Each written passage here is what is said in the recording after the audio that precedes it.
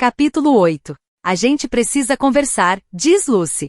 Ela está sentada no sofá, com manchas de rímel nas bochechas. Ai merda! Largo a bolsa e me aproximo depressa. Assim que me sento a seu lado, ela começa a chorar. O que aconteceu? Alex terminou com você? Ela balança a cabeça, então fico prestes a surtar de verdade. Por favor, não diga câncer. Seguro sua mão e então percebo. Lucy, você ficou noiva? Ela sente. Desculpe. Sei que ainda temos 6 meses de aluguel, mas Alex quer que eu more com ele? Eu a encaro por um instante. Por isso ela está chorando? Por que quer se livrar do aluguel? Ela pega um lenço e começa a dar batidinhas nos olhos. Eu me sinto péssima, Lily. Você vai ficar totalmente sozinha. Vou me mudar e você não. Vai ter ninguém. O quê? Lucy? Eu vou ficar bem. Prometo. Ela olha para mim com uma expressão esperançosa. Jura? Por que diabo ela tem essa impressão de mim? Balanço a cabeça de novo. Claro. Não estou zangada, mas feliz por você. Ela me abraça. Ah, obrigada, Lily. Ela começa a rir em meio às lágrimas. Ao me soltar, ela levanta do sofá. Preciso contar a Alex. Ele estava tão preocupado que você não me aliviasse o aluguel. Ela pega a bolsa e os sapatos e desaparece pela porta do apartamento. Eu me deito no sofá e fico encarando o teto. Será que ela acabou de me enganar? Começo a rir, porque até então não tinha percebido como eu queria que isso acontecesse. Apartamento inteiro só para mim. Melhor ainda é que quando eu decidir transar com Riley, a gente vai poder fazer isso aqui o tempo inteiro sem se preocupar com barulho. A última vez que falei com Riley foi sábado, ao sair de seu apartamento. Concordamos em fazer um teste. Nada de compromisso ainda. Apenas sentir o relacionamento para ver se é algo que nós dois queremos. É segunda à noite, e estou um pouco desapontada por ele não ter me procurado. Dei meu número de telefone antes de nos despedirmos, mas realmente não sei nada sobre o protocolo para mensagens de texto, ainda mais no caso de testes. De qualquer jeito, não vou mandar mensagem primeiro. Em vez disso, decido me ocupar com minha angústia juvenil e Ellen DeGeneres. Não vou ficar esperando um cara com quem nem transei, mas não sei por que presumi que ler sobre o primeiro cara com quem transei me faria parar de pensar no cara com quem não estou transando. Querida Ellen, o nome de meu bisavô é Elis. Passei a vida inteira achando que era um nome ótimo para um velho. Depois que ele morreu, li o obituário. Acredita que seu nome verdadeiro nem era Elis? Era Levi Sampson, e eu não fazia ideia. Perguntei à minha avó de onde veio esse nome. Ela disse que suas iniciais eram LS, e como todo mundo chamava pelas iniciais, com o passar dos anos acabou virando Elis. Por isso o chamavam assim. Eu estava olhando seu nome agora mesmo, e fiquei pensando nisso. Ellen, será que esse é seu nome de verdade? Você poderia ser igual a meu avô e usar as iniciais como disfarce. LN. Estou de olho, Ellen. Por falar em nomes, você acha Atlas um nome estranho? É, não é? Ontem, enquanto assistíamos a seu programa juntos, perguntei qual era a origem do nome dele. Atlas disse que não sabia. Sem pensar, eu disse que ele devia perguntar à mãe por que ela escolheu esse nome. Ele apenas olhou para mim por um instante e comentou. É tarde demais para isso. Não sei o que ele quis dizer. Não sei se sua mãe faleceu, ou se ela o colocou para adoção. Já. Somos amigos há semanas, e ainda não sei nada sobre ele, nem porque não tem onde morar. Eu poderia perguntar, mas não sei se ele já confia em mim. Parece ter dificuldades em confiar nos outros e acho que não posso culpá-lo. Estou preocupada com ele. Começou a fazer muito frio esta semana, e na próxima deve piorar. Se ele não tem eletricidade, não tem aquecedor. Espero que pelo menos tenha cobertores. Imagina como eu ficaria mal se ele morresse congelado. Muito, muito mal, Ellen. Vou procurar uns cobertores essa semana e entregar a ele. Lily. Querida Ellen, vai começar a nevar em breve, então decidi fazer a colheita hoje mesmo na horta. Eu já tinha tirado os rabanetes, então queria apenas colocar humus e adubo, o que não devia demorar, mas Atlas insistiu em me ajudar. Ele me fez várias perguntas sobre cuidados com a horta, e gostei de ver que parecia interessado em meus interesses. Mostrei como cobrir o solo com adubo e humus para que a neve não causasse muitos danos. Minha horta é pequena em comparação à maioria das hortas. Talvez 3 metros por 4. Mas meu pai só me deixou usar esse pedaço do quintal. Atlas cobriu tudo enquanto fiquei sentada na grama, de pernas cruzadas, só observando. Eu Não estava sendo preguiçosa, mas ele assumiu e quis fazer, então deixei. Dá para notar que é um trabalhador dedicado. Será que ele esquece os problemas quando está ocupado e por isso sempre quer me ajudar tanto? Ao terminar, ele veio até mim e se sentou a meu lado na grama. O que te deu vontade de cultivar? Perguntou ele. Olhei para ele, que estava sentado de pernas cruzadas me encarando. Naquele momento, percebi que provavelmente ele é o melhor amigo que já tive, e não sabemos quase nada do outro. Tenho amigos no colégio, mas por motivos óbvios eles nunca podem me visitar. Minha mãe vive com medo de que algo aconteça com meu pai, e que acabem descobrindo seu temperamento. Também nunca vou à casa dos outros, mas não sei direito por quê. Talvez meu pai não queira que eu durma na casa de minhas amigas porque eu veria como um bom marido trata a esposa. Talvez ele queira que eu acredite que a maneira como trata minha mãe é normal. Atlas é meu primeiro amigo que já entrou em casa. Ele também é meu primeiro amigo que sabe que eu gosto de jardinar. E agora ele é meu primeiro amigo que me perguntou por que gosto de jardinar. Abaixo o braço e puxo uma erva daninha. Começo a picotá-la em pedacinhos enquanto penso na resposta. Quando eu tinha 10 anos, minha mãe fez uma assinatura para mim num site chamado Sementes Anônimas. Respondi. Todo mês, eu recebia um pacote de sementes sem identificação pelos correios com instruções de como plantar e cuidar delas. Eu só descobriria o que estava plantando quando brotava do solo. Todo dia depois das aulas eu vinha correndo para o quintal querendo ver o progresso. Eu ficava ansiosa por aquilo. Cultivar coisas parecia uma recompensa. Senti o olhar de Atlas fixo em mim quando ele perguntou. Uma recompensa pelo quê? Dei de ombros. Por ter amado minhas plantas da maneira certa. Plantas recompensam a pessoa com base na quantidade de amor que recebem. Se for cruel ou negligenciá-las, elas não te dão nada. Mas, se cuidar delas, se amá-las do jeito certo, vão te recompensar com presentes na forma de verduras, frutas ou flores. Olhei para a erva daninha que eu estava picotando, e só sobrou 1 centímetro. Enrolei-a e dei um peteleco. Eu não queria olhar para Atlas porque dava para perceber que ele ainda estava me encarando, então só olhei para minha horta coberta de humus. Somos tão parecidos, disse ele. Meus olhos se fixaram nos seus. Eu e você? Ele balançou a cabeça. Não. Plantas e humanos. As plantas precisam ser amadas do jeito certo para sobreviver. Os humanos também. Desde que nascemos, dependemos do amor de nossos pais para continuarmos vivos. E se eles demonstrarem o tipo certo de amor, nos tornamos pessoas melhores. Mas se formos negligenciados. A voz ficou mais baixa, quase triste. Ele limpou as mãos nos joelhos, tentando se livrar um pouco da terra. Se formos negligenciados, acabamos sem ter onde morar e incapazes de fazer qualquer coisa importante. Suas palavras me deixaram tão murcha quanto o humus que ele acabará de espalhar. Eu não sabia o que responder. Ele realmente acha isso de si mesmo? Ele parecia prestes a se levantar. Mas antes que fizesse isso eu disse seu nome. Ele se sentou de novo na grama. Apontei para a fileira de árvores alinhadas na cerca à esquerda do quintal. Está vendo aquela árvore ali? No meio da fileira de árvores, tinha um carvalho mais alto que todos os outros. Atlas observou e depois fixou o olhar no topo da árvore. Ele cresceu sozinho, falei. A maioria das plantas precisa de muito cuidado para sobreviver. Mas algumas coisas, como as árvores, são fortes o bastante para sobreviver, dependendo somente de si mesmas e de mais ninguém. Não fazia ideia se ele sabia o que eu estava tentando dizer sem que eu dissesse explicitamente.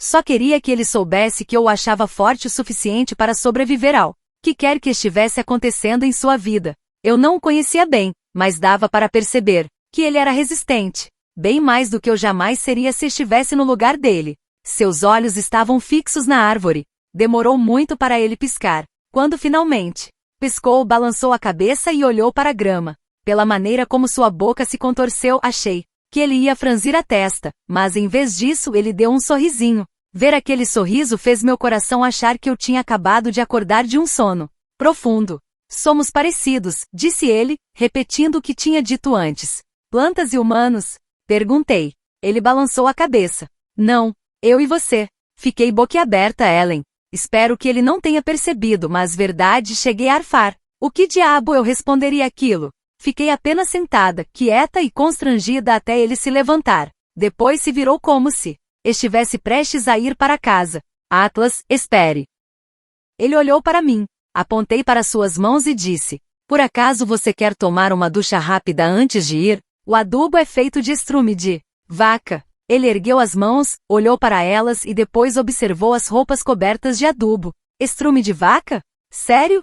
Sorri e confirmei com a cabeça. Ele riu um pouco e antes que eu percebesse, estava no chão a meu lado, limpando as mãos em mim. Nós dois rimos quando ele estendeu o braço para o saco. Ao lado, enfiou a mão ali dentro e espalhou adubo em meus braços. Ellen, tenho certeza de que a próxima frase que estou prestes a escrever jamais foi escrita ou dita em voz alta. Enquanto ele limpava a merda de vaca em mim, eu provavelmente nunca fiquei tão excitada. Depois de alguns minutos, nós estávamos deitados no chão, ofegantes e ainda rindo. Ele se levantou por fim e me ajudou a ficar de pé, sabendo que não podia desperdiçar qualquer minuto se queria tomar uma ducha antes de meus pais chegarem. Quando ele entrou no banho, fui lavar as mãos na pia e depois fiquei parada, me perguntando o que ele quis dizer quando falou que éramos parecidos. Será que foi um elogio? Pelo menos, pareceu.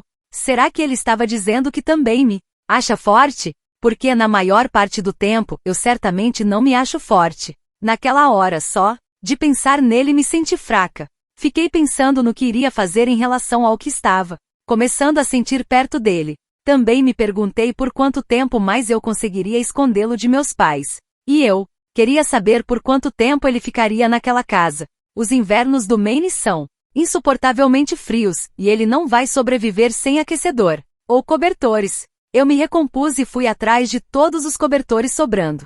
Queria entregar a ele quando saísse do banho, mas já eram 17 horas e ele saiu apressado. Amanhã eu dou. Lily, querida Ellen. Harry Connick Jr. é engraçado demais. Não sei se ele já foi alguma vez a seu programa, mas odeio admitir que devo ter perdido 1 ou 2 episódios desde que você está no ar, mas se nunca o tiver recebido, devia fazer isso. Na verdade, você já assistiu a Late Night with Conan O'Brien? Tem um cara chamado Andy que sempre fica sentado no sofá. Eu queria que Harry ficasse em seu sofá em todos os episódios. Ele tem as melhores respostas, e ver vocês dois juntos seria épico. Queria te agradecer. Sei que você não tem um programa na TV só para me fazer rir, mas às vezes é o que parece. Às vezes, minha vida me faz sentir como se tivesse perdido a capacidade de rir, mas então sintonizo seu programa, e seja qual for meu humor quando ligo a TV sempre me sinto melhor depois do show. Então é isso.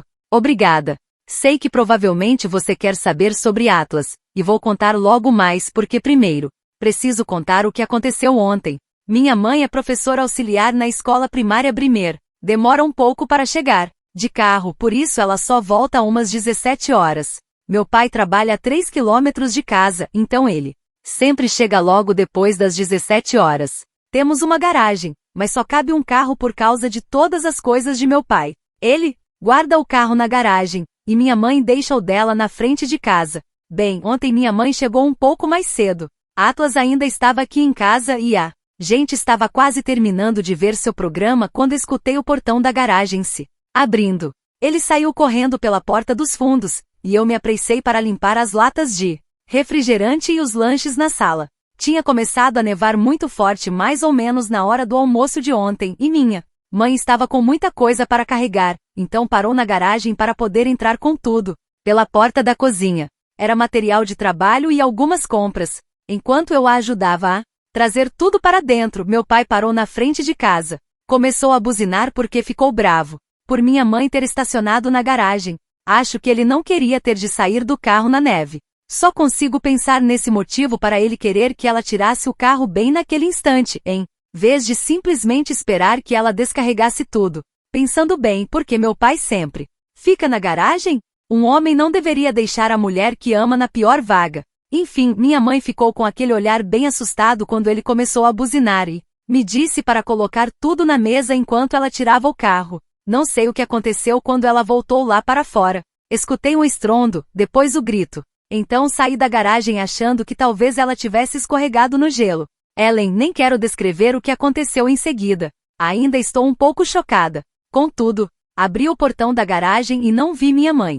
Só vi meu pai atrás do carro fazendo alguma coisa. Dei um passo para perto e percebi porque não estava conseguindo ver minha mãe. Ele a tinha empurrado sobre o capô e estava com as mãos em seu pescoço. Ele a estava estrangulando, Ellen. Só de pensar, dá vontade de chorar. Ele estava gritando com ela, encarando-a com muito ódio, dizendo que ela não respeitava seu trabalho árduo. Não sei por que estava zangado, afinal. Eu só conseguia ouvir o silêncio de mamãe enquanto se esforçava para respirar. Os próximos minutos são um borrão, mas sei que comecei a gritar com ele. Pulei nas costas de meu pai e comecei a bater em sua têmpora. E depois não estava mais. Não sei mesmo o que aconteceu, mas acho que ele me jogou para longe. Só lembro que uma hora eu estava nas costas dele, e depois estava no chão, com a testa muito dolorida. Minha mãe estava sentada a meu lado, segurando minha cabeça e pedindo desculpas. Olhei ao redor em busca de meu pai, mas não o encontrei. Ele tinha saído de carro depois que bati a cabeça. Minha mãe me deu um pano e me disse para colocar na cabeça, porque estava sangrando. Ela me ajudou a entrar no carro e me levou para o hospital. No caminho, só me disse uma coisa. Quando perguntarem o que aconteceu, diga que escorregou no gelo. Quando ela disse isso, eu só olhei pela janela e comecei a chorar, porque tinha certeza de que havia sido a gota d'água, que ela o deixaria depois de ele ter me machucado. Foi naquele momento que percebi que ela nunca o largaria. Eu me senti muito derrotada, mas fiquei com medo demais para dizer algo a ela. Precisei levar 9 pontos na testa. Ainda não sei onde bati a cabeça, mas não importa. Fato é que foi por causa de meu pai que me machuquei, e ele nem ficou para conferir como eu estava. Simplesmente deixou nós duas no chão da garagem e foi embora. Cheguei em casa muito tarde ontem à noite, e logo peguei no sono porque eles me deram algum analgésico. Hoje de manhã, enquanto andava até o ônibus, tentei não olhar diretamente para Atlas, para que ele não reparasse em minha testa. Eu tinha ajeitado o cabelo para que não desse para ver, e ele nem percebeu na hora. Quando nos sentamos um ao lado do outro, nossas mãos se encostaram enquanto colocávamos as coisas no chão. As mãos dele pareciam gelo, Ellen. Gelo. Então percebi que tinha me esquecido de dar os cobertores que havia separado para ele ontem porque minha mãe chegou antes do esperado. O incidente na garagem meio que dominou meus pensamentos, e me esqueci completamente. Tinha nevado e geado a noite inteira e ele havia ficado naquela casa no escuro, sozinho. E agora ele estava tão frio que nem sei como estava. Vivo. Segurei suas mãos e disse: Atlas, você está congelando. Ele não disse nada. Começou a esfregar as mãos nas minhas para aquecê-las. Encostei a cabeça em seu ombro e fiz a coisa mais vergonhosa de todas. Comecei a chorar. Não choro com frequência, mas eu ainda estava muito chateada com o que tinha acontecido ontem e me senti muito culpada por não ter lembrado de levar os cobertores, e tudo isso me atingiu de uma só vez. No caminho para o colégio, ele não disse nada, apenas afastou as mãos para que eu parasse de esfregá-las, e as colocou em cima das minhas. Ficamos sentados assim até chegar ao colégio, com as cabeças encostadas uma na outra e as mãos dele em cima das minhas. Eu teria achado meigo se não fosse tão triste. Na volta do colégio ele reparou em minha testa. Sinceramente, eu já tinha esquecido. Ninguém no colégio me perguntou nada e quando ele se sentou a meu lado no ônibus, eu nem estava tentando esconder com o cabelo. Ele olhou diretamente para mim e questionou: o que aconteceu com sua cabeça? Eu não sabia o que dizer. Só consegui tocar no local com os dedos e olhar pela janela. Tenho tentado fazer com que ele confie mais em mim, na esperança de que me conte porque não tem onde morar, então não quis mentir. Mas eu também não queria contar a verdade. Quando o ônibus começou a se mover, ele disse: ontem, depois que saí de sua casa, escutei alguma coisa acontecendo lá. Ouvi gritos. Seu grito. Depois vi seu pai indo embora. Eu ia lá conferir se estava tudo bem com você, mas enquanto me aproximava, vi você saindo de carro com sua mãe. Ele deve ter escutado a briga na garagem e visto minha mãe saindo comigo para que eu levasse os pontos. Eu não conseguia acreditar que ele tinha ido até minha casa. Sabe o que meu pai faria com ele se o visse com suas roupas? Fiquei muito preocupada porque acho que ele não sabe do que meu pai é capaz. Olhei para ele e disse: Atlas, você não pode fazer isso. Não pode passar lá em casa quando meus pais estão. Atlas ficou em silêncio e depois argumentou: ouvi você gritar, Lily. O tom deu a entender que minha segurança era mais importante que tudo. Eu me senti mal porque sei que ele só estava tentando ajudar, mas no fim teria piorado muitas coisas. Eu caí e falei. Assim que disse isso, me senti mal por mentir. E para ser sincera, ele pareceu um pouco desapontado porque acho que nós dois sabíamos que não foi uma simples queda. Então ele arregaçou a manga da camisa e estendeu o braço. Ellen sentiu o maior frio na barriga. Era muito feio. Ele tinha pequenas cicatrizes no braço inteiro. Algumas pareciam queimaduras de cigarro, como se alguém tivesse pressionado a guimba em seu braço e segurado. Ele virou o braço para que eu visse o que tinha do outro lado. Eu também caía muito, Lily. Em seguida, ele abaixou a manga e não disse mais nada. Por um segundo, quis dizer que não era nada disso, que meu pai nunca me machuca e que só queria que eu saísse de cima dele. Mas então percebi que se fizesse isso estaria usando as mesmas desculpas que minha mãe. Fiquei um pouco envergonhada por ele saber o que acontece em minha casa. Passei o resto do caminho olhando pela janela porque não sabia o que dizer a ele. Quando chegamos em casa, o carro de minha mãe estava lá. Na frente da casa, claro. Não na garagem. O que significava que Atlas não podia assistir ao programa comigo. Eu ia dizer que mais tarde levaria cobertores, mas ao sair do ônibus ele nem se despediu. Saiu andando pela rua como se estivesse zangado. Já escureceu e estou esperando meus pais dormirem, mas daqui a pouco vou levar alguns cobertores para ele. Lily, querida Ellen, a situação está ficando complicada demais para mim. Às vezes você faz coisas que sabe que são erradas, mas que de alguma maneira também são certas. Não sei como explicar de forma mais simples. Quero dizer, só tenho 15 anos e certamente não deveria deixar garotos dormirem em meu quarto. Mas se a pessoa sabe que alguém precisa de um lugar para dormir, não é responsabilidade dela, como ser humano, ajudá-lo. Ontem à noite, depois que meus pais dormiram, saí escondida pela porta dos fundos para entregar os cobertores a Atlas. Levei uma lanterna porque estava escuro. Ainda estava nevando. Muito então, quando cheguei à casa, estava congelando. Bati na porta dos fundos e assim que ele abriu, passei por ele para me livrar do frio. Mas eu não saí do frio. De algum modo, a casa estava ainda mais fria. Mantive a lanterna ligada e iluminei a sala e a cozinha. Não tinha nada lá, Ellen. Nenhum sofá, nenhuma cadeira, nenhum colchão. Entreguei os cobertores a ele e continuei olhando ao redor. Tinha um buraco enorme no teto da cozinha, e o vento e a neve simplesmente entravam com força. Quando iluminei a sala, vi as coisas dele num dos cantos.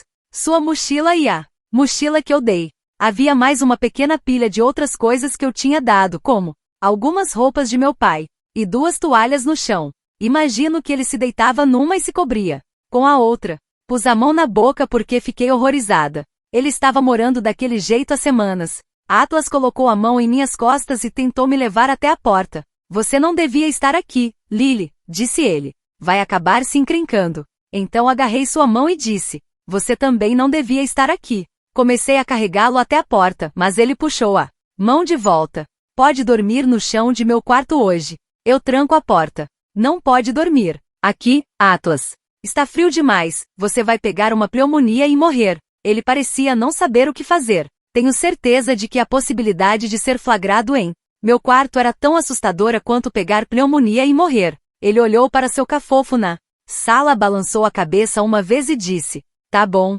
Então me diga, Ellen, foi um erro deixar ele dormir em meu quarto? Não me parece que foi. Sinto que fiz a coisa certa. Mas eu certamente estaria muito encrencada se tivessem nos flagrado. Ele dormiu no chão, então não foi nada demais. Eu estava apenas oferecendo um lugar quente para ele dormir, mas aprendi um pouco mais sobre ele ontem à noite. Depois que entrou escondido pela porta dos fundos e foi até o quarto comigo, tranquei a porta e montei uma cama para ele no chão, ao lado da minha. Coloquei o alarme para 6 horas e disse que a gente precisaria se levantar antes de meus pais, pois às vezes minha mãe me acorda de manhã. Eu me deitei na cama e fui para a beirada, a fim de olhar para ele enquanto a gente conversava um pouco. Perguntei por quanto tempo ele achava que ia ficar naquela casa e ele disse que não sabia. Então perguntei como ele foi parar lá. O abajur ainda estava aceso e estávamos sussurrando, mas ele ficou em silêncio absoluto quando eu disse isso. Ficou um tempo, olhando para cima, com as mãos atrás da cabeça.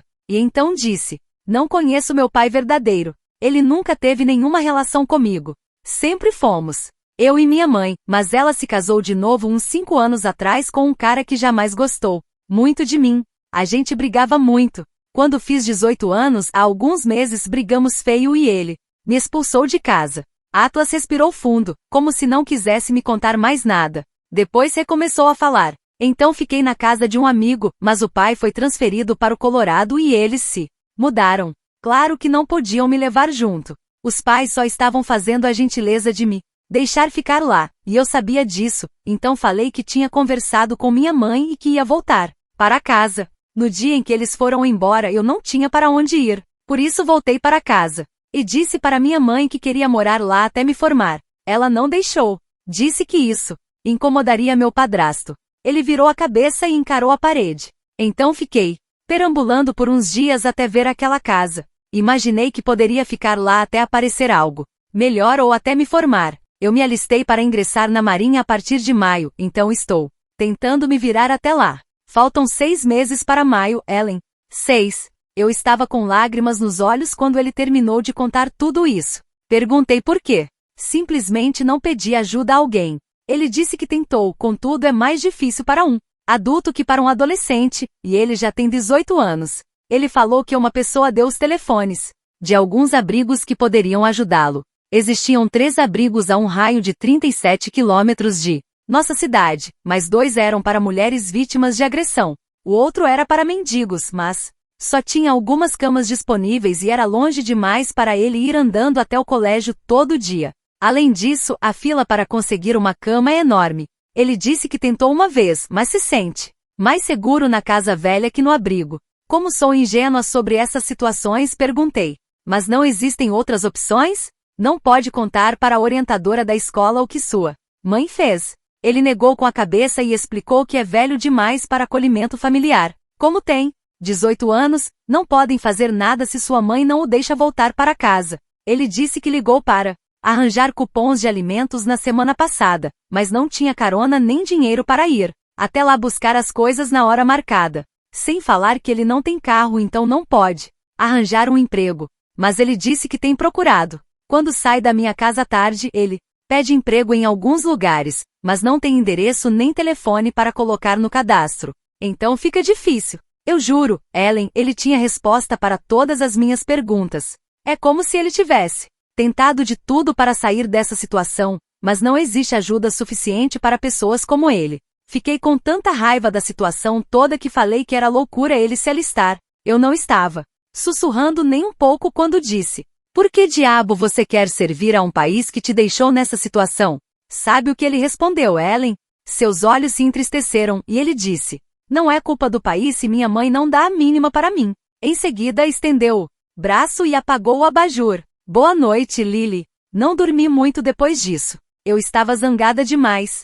Nem sei com quem eu estava zangada. Fiquei pensando em nosso país e no mundo inteiro e em como é uma loucura as pessoas não se ajudarem mais. Não sei quando foi que os humanos passaram a cuidar somente deles próprios. Talvez sempre tenha sido assim. E isso me fez pensar em quantas pessoas existem por aí, na mesma situação de Atlas. Será que não tem outro aluno em nosso colégio também sem casa? Vou para o colégio todo dia, e reclamo internamente disso a maior parte do tempo, mas jamais pensei que talvez o colégio seja o único lar de algumas pessoas. É o único lugar onde Atlas sabe que vai ter comida. Nunca mais vou conseguir respeitar os ricos, sabendo que eles preferem gastar dinheiro com coisas materiais em vez de ajudar os outros. Sem ofensas, Ellen. Sei que você é rica, mas acho que não estou me referindo a pessoas como você. Vi tudo que você fez pelos outros em seu programa, e todas as entidades que você apoia. Mas sei que tem muitos ricos egoístas por aí. Caramba, existem até pessoas pobres egoístas.